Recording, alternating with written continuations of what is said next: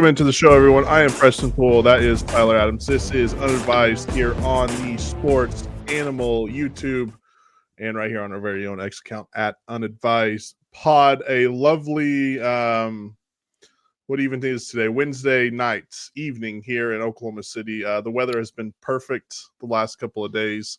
And I think we're done with the freezing weather. So it's all uphill from here. Yeah, I was actually – it's funny you said that because I was actually at lunch with my dad today, and he was like, yeah, I think we finally, made it through. I mean, we might have, another day in the 30s or 40s. I was like, it's April in a week. I was like, I'm pretty sure we're done with the 30s and 40s. Yeah. So, yeah, I mean, we made it. We beat winter once again. Yes, we have. We've beat winter. We've kicked its ass, and here we are on the other side and getting ready for the playoffs. Playoffs are around the corner. And one of the biggest stories that has come out, I don't know, the last, 24 hours or so, just about 24 to 25 hours ago was your main man, Mike Gundy, making some waves post-practice yesterday, talking to the media when he said, hey, you know what? I think us here at Oklahoma State and the guys down at Oklahoma, we should come together and do a spring practice. Obviously, all this coming from Dion in Colorado and is it Syracuse? Yeah. Is that official? Are they going to actually do that? So supposedly, I haven't read into it. This is just what I hear on the Sports Animal, and if it's on the Sports Animal, it's gospel. It's true. We definitely don't have guys that just rip and read. Yeah. But I do think this one is true. I don't know the details behind it though. I don't think the NCAA allows joint practices for whatever reason, which is just super dumb. And the NCAA should just step away from that because I do think, I mean, like Gundy said yesterday, if you're to do it, with a school close in proximity, especially now that OU and OSU aren't playing in the regular season.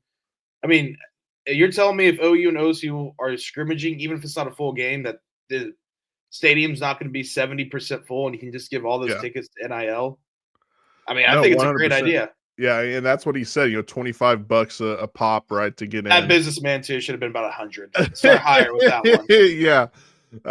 Yeah. I mean, well, look, I think people will be willing to pay, 50 to, what I think the cheapest ticket you could probably get down at Oklahoma during the season is, $80 to $100, something like that. So and I'm sure it's probably close to the same at that Boone Pickens as well. But look, I think it's a great idea, and it's kind of like what we said on Saturday, right, when we were on air up at the station. It's like, all these like little combine drills that they want to do, that's fine, right? But whenever you're hearing all this stuff about all these guys, right, you want to see that with your own eyes. You want to see these guys go out and throw the football around. You want to see Mateer throw the football to the receivers. You want to see the offensive line. And I think it would be a great opportunity. And like Mike Gundy said, it's just a practice. It's not like a game. Yeah, you're not hitting the quarterbacks or anything. Yeah. But, I mean, you get to watch the wide receivers and DBs go all the way at it and, watch some routes being run or watch some, passes being defended or whatever you want to say. But, yeah, I mean, you're not going to – no coach is going to sign up for their quarterback to be able to get smacked or anything. It'd be at 80%, 85% speed. But, I mean, I still think it'd be fun. And I think of it more as just like kind of I'm sorry. Okay, so I put my phone on Do Not Disturb every show because every time I don't know how to fix this, and chat, maybe you can help me out. Yeah. Every time I log onto my Mac, my text just ding, ding, ding, ding, ding. So I have to put, even if we're not doing the show, I just put my phone on Do Not Disturb so it doesn't happen. But I put it on and it's still ding. So you can put your Mac on Do Not Disturb too. It's on Do Not Disturb. Oh, well then I have no solution for you. Do not disturb. It's on. Like I'm looking. But yeah, so a popular guy. Well, I haven't been on my Mac either like a week. Okay, I think we've made it, but that was driving me crazy there for a second. That whole first part of the show was just ding, ding, ding constantly. What were we talking about? Oh, so Bedlam spring game. I see it more too as like as not even a for the football standpoint. Part of the spring game that made spring games fun. Now, granted, OC hasn't had a spring game since I was like 17 years old. But it's going up to Norman or going to Stillwater and watching some football going out. Yeah. going to campus corner, or going to the strip after the game for a little bit, having a couple beers and heading home. That'd be fun if there's a Bedlam scrimmage, and I get to go to Norman with OU friends and have them kind of show me around, and vice versa. That's another way I see it too. It's kind of more than outside the football. It's just like it'd be good community bonding among the Bedlam. Yeah, right. Exactly like when you need it, right as the Thunder playoff run is about to start, where we need everyone on the same page for that battle. But yeah, no, I think it's a great idea. I mean, there's 80 something thousand seats at Gaylord Family Memorial Stadium. You sell those for $25-$50 a pop. I think you could fill that up for spring scrimmage / practice or whatever you want between Oklahoma and Oklahoma City. I think you'd sell Boone Pickens out as well for that too. So yeah. The bad thing is that this is Teabag is an idea that makes so much sense, and that's why it'll never happen. Yeah, I don't know if you heard it either when we were talking about the morning animals. Kerry Murdoch just had a poo-poo all over it, saying Mike Gundy would back out before, like, even if Josie and Venables agreed to it, Mike Gundy would instantly just back out. It's like, I mean, maybe if he's talking about playing a game again, I could see a world where Mike Gundy's like, I don't really want to play that team again. I don't want a whole lot. I mean, a scrimmage, like, what do you? And he's the one that brought it up. Like, and he's the one that exactly. It's like it's a scrimmage. It's like, if you're going to say he's going to be paranoid about it, so it's like, okay, that's every college football coach. That's why spring games are getting canceled because of paranoia. Like, I don't know. I do want to stick on this real quick. Speaking of Mike Gundy, Preston, do you know what happened today with Oklahoma State football? It's something I can't remember happening since pre-COVID for sure. For sure, yeah, since pre-COVID. What's that? They got their third 4-star for the 2026 class. Oh yeah, the kid out of Tulsa. Yeah, number one player in the state of Oklahoma. But they already have 2 commits. Let's see. I was looking at 24/7 earlier. Oscar Rios, a quarterback, and then Jacor Smith, a linebacker. Then you add on the kid from Jinx. I can't remember his name. I'm not a big following recruiting guy, but I do know Oklahoma State got its third 4-star for the 2026 class. All the fans, myself included, like I said, I'm not a big recruiting guy, but I believe recruiting does matter to an extent, especially when you're trying to win at the highest level you possibly can. Oklahoma State got their third 4-star, and I don't ever remember having 3 4-stars in a class, let alone getting your third 4-star in a month. So that made Jones, by the way, Caden Jones. That made me feel that makes me feel good that Mike Gundy maybe that slapping that he got in December is maybe working a little. He goes by Batman. Oklahoma State put out a graphic of Boone Pickens showing the Batman signal coming from Boone Pickens Stadium. So that's pretty cool there for the Cowboys to pick up the number 1 player in the state of Oklahoma. I'm pretty sure his dad is Kewan Jones as well. He played at OU. His dad played at OU. So yeah, hey, there you go. Good get for the Cowboys. Right? I just wanted to bring that up because like I said, I don't remember the last time OSU's had 3 4-stars in a recruiting class in a long time. Well, since we're talking recruiting, I'll one up you here, and I'll say that the Oklahoma women's basketball team just got the number 1 recruit in the whole entire country. Yeah. And Aaliyah Chavez. This is a player Matt Ravis and I were talking about her a little bit last night in between breaks on the Thunder recap, and how she kind of likes to showboat a little bit if you watch some of her tape. She's not afraid to get in. I would too if I was number. Yeah, exactly right.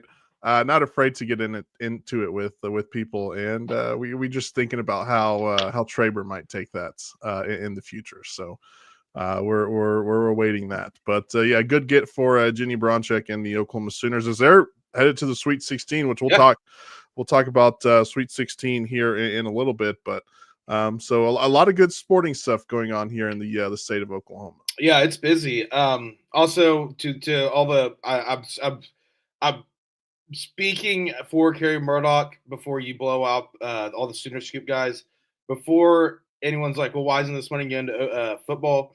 Jenny Borodchek, best I know, has her own money bag people that aren't going to donate to anything but Jenny Borodchek. Yeah. No matter where she was coaching, whether it's the OU, Alabama, Ohio State, OSU, Texas, wherever, she has her own bag people, which is impressive in itself to have your own bag people. Oh yeah. So they helped pay for that, and also it's like Rick Pitino at St. John's who has his own bag. They had their own bagman. David Taylor, OSU wrestler, he brought along his own bagman with him to OSU wrestling. But I also think this was it Aaliyah Chavez, is that her name? Yeah. I think she also got a pretty incentivizing deal with Jordan Brand as well for marketing reasons. So I think that helped a lot. But yeah, I mean, hell of a recruiting get. I mean, over $1 million, I think, is the estimated number. Plus, Jordan Brand is going to help market you. Yeah, you take pretty that. Good. Yeah. And as far as I know, just by reading stuff on Twitter and online and stuff like that, is no one had a clue what was going to happen with her commitment, and it came up for the Sooners. So shout out to them as they're having quite the week and quite the month there in Norman for the Sooners women's basketball team. All right, let's talk a little bit about the Oklahoma City Thunder, who just can't lose no matter how hard they try. They can't lose. Sunday night against the Clippers, they won their first was a one possession game of the season. Think about that. At 59, their 59th win is the one that they won with one possession difference. And then last night in a game where, I mean, they were cruising really all the way through halftime. The third quarter starts and things just got awry. And I think the Kings got within 10 at one point. I don't know the exact number within 10, but I know they got within 10 or less. So, but the Thunder pull away and they win 121 to 105 last night. Yeah. I watched primarily the second half of this game. I was focused on OSU losing at NIT. And hey, real quick, we don't have to spend a whole lot of time on it because it's a watered down NIT. And I mean watered down NIT. But shout out to OSU North Texas. It was disgustingly bad. Gross, Preston, gross. But that's the hardest I've seen two teams play basketball outside of a legit March Madness game in a long time. They were fighting and scratching to the better end, and I was thoroughly entertained. So shout out OSU North Texas, a disgustingly gross but awesome college basketball game. North Texas head coach moving on to West Virginia now, so he got a nice job after that. Yeah, I mean, I guess to go coach in the Final Four and Indy for the NIT, and then go over to West Virginia. For North Texas, all their coaches just go to big schools now, or Big 12 schools now, because Grant McCastle and the Tech coaches at Texas Tech, and now this guy. So congrats to the next guy in 2 or 3 years. Go to the next Big 12 opening. But yeah, the Thunder. I was tuning a little back and forth in the first half, but obviously was paying more attention to OSU basketball in that first half. And then right when I turned on Preston, I think it was a 9-point game at the time. I was like, oh, of course, the Thunder are going to blow this, which it doesn't matter if the Thunder are going to blow it or not. I mean, it does for the number one overall seed in NBA, but for the Western Conference, it doesn't really matter. Plus, I'm still confident even if the Thunder were to lose last night, they're still going to get the number one overall seed. I think Cleveland's going to drop a couple games here and there. But yeah, I mean, just what can you say? Just big shots. Like Isaiah Joe stepped up big time last night. Alex Caruso was awesome. Shea just quietly did his thing. Just what they do. It's just what they do. Credit to the Kings too for fighting in that second half. They didn't give up. Keegan Murray for sure. I mean, he was literally hitting every single three that he took last night. He could not miss. He was 9 of 13 from 3 last night. Keegan Murray was. By the way, I haven't really seen this too often this season, but the Thunder lose the turnover battle and still win the ball game. They turned the ball over. I didn't know that. Yeah, they turned the ball over 15 times last night to 11 for the Kings. So that's not something that we normally see. Is the Thunder losing that turnover battle to really anybody? So they fought through, like Mark Daigneault said after Sunday night's game. Sometimes you got to win in the mud. I mean, they definitely did that Sunday night. And I won't say necessarily won in the mud last night because they did win by almost 20 points in that game, but it did get a little close. They got outscored. They got outscored 39-25 in the third quarter. Yeah, they had to put their foot on their necks and twist it around for a second. To close it out for sure. Yeah, 100%. So up next for the Thunder, back home tomorrow night where they take on the Grizzlies. So the Grizzlies coming in. That's an important game for the Grizzlies, of course, for playoff seeding. I just want to look at the standings currently as we. Do you think Jada's back tomorrow? I think he's close. I don't know if it'll be tomorrow or the game after that. I'm not 100%. Yeah, it'll be one of these next two. It'll be during this homestand, I'd say. I think he's close, and also we're nearing the April deadline that we had for AJ Mitchell, so we might hear some AJ Mitchell news in the next week or so at the beginning of April. I don't expect him back next week, but I expect an update on how he's doing and if he's going to be reevaluated in like a week or two or something like that. To get back to play. But I would expect if he does play again this season, it would be the very end of the season into the playoffs for AJ Mitchell. But right now, the standings in the West, you have the Rockets 2, Denver 3. They're 2 games back, Denver is, of the Rockets. And then you have these 3 teams right here. You've got Denver 15.5 games back of the Thunder. You've got the Grizzlies that are a half a game back of Denver. And then you got the Lakers who are a half game back of the Grizzlies. And you got the Warriors hanging out in there. By the way, even 6, 7, 8 are tied to a half a game from each other as well. So the Western Conference race is going to get pretty interesting the next couple of weeks. Hey, look at Phoenix right now too, by the way. 1-4 in a row. Yeah, 1-4 in a row. They're up we called half game on Dallas. Yeah. Dallas has Anthony Davis back, which what are you doing, Dallas? Just call it quits. Just season from hell, just throw it in. Why is Anthony Davis back? And don't count out the Trailblazers either because they're just 3.5 games back of the Suns, and they've been playing. The Trailblazers are 4-6 in the last 10, but they've played a lot better in the second half of the season. They've been playing in Scoot Henderson and what's his name? Klingon. Shaden Sharp. Okay. He's been playing a lot better. Shaden Sharp has.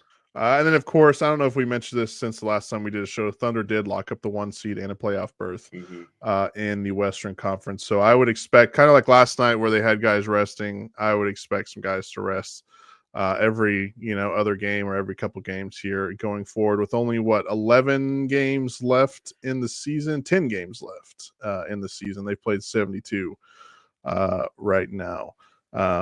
So 9-1 in the last 10, one of the best teams in the league outside of the Rockets and the Celtics, who are 9-1 in their last 10 as well. So it's good to be on a roll. Yeah, on a roll. Good to be the Thunder. Good to be the Thunder, 100%. All right, anything else on the Thunder before we hit the Sweet 16? I'm still on Philly watch, by the way. They lost 5 in a row, but they are favorites tonight against the Raptors. Or not the Raptors. Oh, I clicked the wrong team. Let's see. Wizards. They're currently down 7 to the Wizards. So we want Philly to pull out a win here. We'll see. It's going to be close. It's going to go down to the lottery, but give us the best odds possible. But I am on the. Are they like at the 6th pick right now or 7th pick? What are they sitting at? Let's see. I can take a Thunder real quick. We can start talking Sweet 16 while I pull this up. Okay, yeah. So Sweet 16 action starts up tomorrow.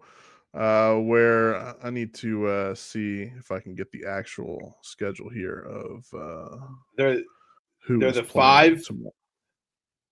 They're the 5, but a game and a half back from the 7. Okay, so we need a win here. Be nice. Yes, 100%.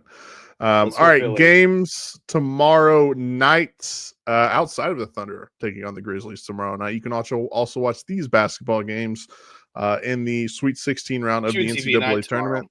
It very much is, yes. Even 3 TVs if you're able to do it, because you'll have BYU taking on Alabama at 6:09 p.m. tomorrow. Alabama a 5.5-point favorite in that one.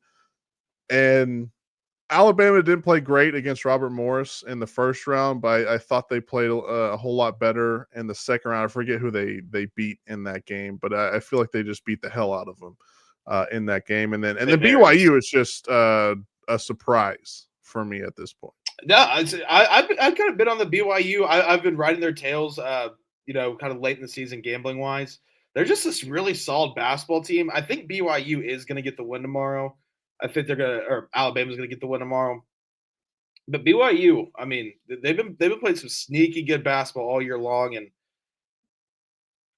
I'm not going to be the boy that cries wolf with the Big 12 and stuff too. But I think a lot of people also kind of forgot too, just because of how dominant the SEC was, and the SEC rightfully so was so dominant. Yeah, but the Big 12 is still year in and year out a dogfight of a conference. Yeah, no, the last decade the Big 12 going what BYU did in the Big 12 was really impressive. I mean, same with Texas Tech, Iowa State. Iowa State lost, but Iowa State never wins in March. It feels like. Yeah.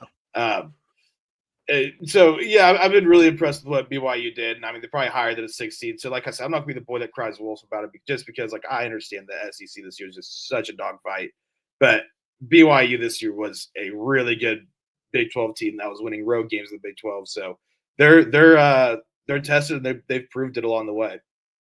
Maryland and Florida tomorrow at 6:39 p.m. The Crab Five taking on the number one Florida Gators. Look, Florida's gonna win this game. Although Florida did look a little shaky there. Their last time out, it kind of feels like they play with their food a little bit too much. Do the Gators. But the Crab Five, I mean, that's one of the best starting lineup names out there. And they win off a buzzer beater in their last game against, who was that, Colorado State. Mm-hmm. So, I mean, that's just going to be a great game between two, I think, good teams. Although I think Florida Florida and Duke are the two best teams left in this tournament. Yeah, I'm taking Florida in this game as well, Preston. This is the deepest team, Florida, versus the team with absolutely zero bench, Maryland. They have an awesome starting five, but they don't have anything after that. So for that reason, yeah, I'm going to take Florida. Maryland will give them a fight, but 10 minutes in the second half, Florida's going to run away. Starts pull away, yeah. Arizona and Duke tomorrow night at 8:30 p.m. Caleb Love versus Duke is the best. And you can see his smirk when he got asked about it in that interview after the game against who they even beat. I'm blanking on who they beat last round. They beat. I watched the whole game too because I was Oregon. Sweating that out. It was Pac-12 After Dark. Yeah, it was Pac-12 After Dark. I was sweating that out, but the smirk he had when asked about Duke in that post-game interview, you could just tell that it meant a little something. So I think the Wildcats are going to be fired up, but does that mean they're going to go out and beat, which unfortunately is one of the most likable Duke teams in recent memory, this Duke team. But I just think Duke is, again, one of the best two teams left in this whole entire tournament. Yeah, Duke's going to win this game. 9.5 is kind of a big number because I think Arizona is a good basketball team that's going to be able to fight with them. Yeah.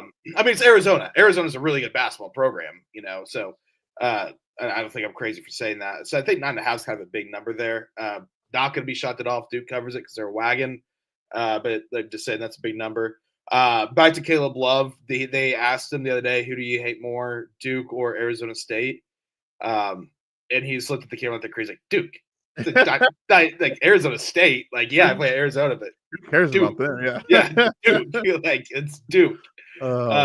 So yeah, he's going to be. If Arizona wins, it's going to be because Caleb Love has a 30-point game. Yeah, he just goes atomic. Yeah, don't think it's going to happen. I'm not going to sit here shocked if it does happen because he is a Duke killer. Well, we'll see. That'll be a late one tomorrow night on that one's on CBS. By the way, most of these teams, after the second round, they go back to their campus for a couple days. Alabama said, "Screw it, we're just flying to Newark, and we'll be in Newark for the whole entire week." So I don't know if Newark, New Jersey is the place you want to be. yeah, right. So the other game's taking place in San Francisco. I'd much rather spend the week in San Francisco than Newark, New Jersey. I will say that. So, and then the final game tomorrow night, Thursday night, would be the Hogs taking on the Red Raiders. There's a little Southwest conference throwback game here. It's also the battle of the UT and A&M rejects. Yeah Because every kid from Dallas ends up at University of Arkansas at Fayetteville or University of Texas at Fayetteville. Then obviously Texas Tech is the rejects of I think every surrounding school. And then it's the battle of the dumb Dallas kids. That's what it is. Fayetteville though is an awesome college town. Love Fayetteville. That place is awesome. The best. So Jeremy on Facebook says "Go Raiders," but he typed it out like the old video back in the day. I'm not going to read it like that, but I know what you're getting at. The Hogs taking on the Red Raiders tomorrow. Texas Tech a 5.5 point favorite there. Man, I want Arkansas to win just so Kentucky fans just get like their nose rubbed into it that maybe it wasn't Calipari that was like the whole entire issue there. Maybe it was other things at play. Yeah, it is funny. Everyone being like, acting like Arkansas is an underdog with Coach Cal. It's like, I mean, it is John Calipari. He didn't make the second round for 3 years or something, and then that was enough to pretty much get him fired at Kentucky because they're crazy. Yeah. I mean, I do think he probably needed to change the scenery, but 100%. I mean, come on, it's still John Calipari. He's won a national championship and been in multiple Final Fours and knows how to win at March. Yeah. Plus, he has the names of Walmart and Tyson Foods behind him. So the ultimate underdog this year, Cinderella, the University of Arkansas. I like Texas Tech in this game, though. I think Texas Tech is a sneaky Final Four team. Yeah. I like Toppin on their team. He's a baller. So all right. On Friday night, Ole Miss taking on Michigan State. Ole Miss is just kicking ass and taking names so far in this tournament. In Michigan State, I think that they might be, unfortunately, because I haven't picked to the Final Four in a couple of my money brackets, but I don't know if they're as good as I thought they were. I agree. I think this might be the end of the road. Yeah. I think this might be the end of the road. I think Chris Beard and Ole Miss is going to get it done. Also, Chris Beard with a great sports take today. He started bitching about the Luka trade. I don't know if you heard that. He's like, I'm a lifelong Mavs fan. He was like doing an interview with someone. He's like, by the way, I'm a lifelong Mavs fan. Can I just get this take off my chest? It just goes in on a 2-minute rant. This is a 2-minute rant about Luka getting traded to the Lakers. I believe in Ole Miss. I believe they're maybe a little bit of a team of destiny here. It would to make you look at it and look at what team is hotter at the moment, and Ole Miss is just in fuego at the moment. So the Tom Izzo in March. That's the only. That's the only thing I got for Michigan State. You know the saying. It's January, February, and Izzo. So, yep. You know. And then this next one might be one of the best games we have in the whole entire. This just has aura looking at it. Yes. If Amir Khan was a basketball game in this NCAA tournament, it would be this one. Number 3 seed Kentucky taking on number 2 seed Tennessee. That one in, by the way, in a stadium, not in an arena, in a stadium. So keep that in mind. When it comes to betting, we know how shooting tends to fall off a little bit when these guys play in football stadiums, but that will be played at Lucas Oil Stadium in Indianapolis. This is the best game of the Sweet 16, without a doubt. This is awesome. I mean, one of the biggest. This might be the most underrated rivalry in sports. I mean, maybe not so much their rivals in football because Kentucky is just really, Mark Stoops has done a great job with them, as we all know, but all in all, Kentucky's not a football power by any stretch of the imagination. Yeah. But if you want to talk about just two fan bases that don't like each other, and Tennessee is sneaky, historically good basketball program. Little brother to Kentucky in basketball, Kentucky's little brother to Tennessee in football. These are two fan bases that hate each other. These are two teams that hate each other. And it's going to be electric tomorrow. The winner of that game is going to be on total cloud 9, and the loser is going to want to jump off a bridge. I'm excited for this game. This is definitely the game of the weekend. I agree with that. 100%. Tennessee is a 4.5-point favorite heading into that one. 6:39 tomorrow night on TBS or True TV. You have number 5 Michigan taking on the number 1 overall seed, the Auburn Tigers. That one 8:39 tomorrow. Auburn 8.5-point favorite. Michigan right now, I mean, they're just doing what it takes to win, and that's just about it. Yeah, it's going to catch up with them tomorrow. Yeah, or Friday. Yeah. Wait, Friday. Yeah, Friday.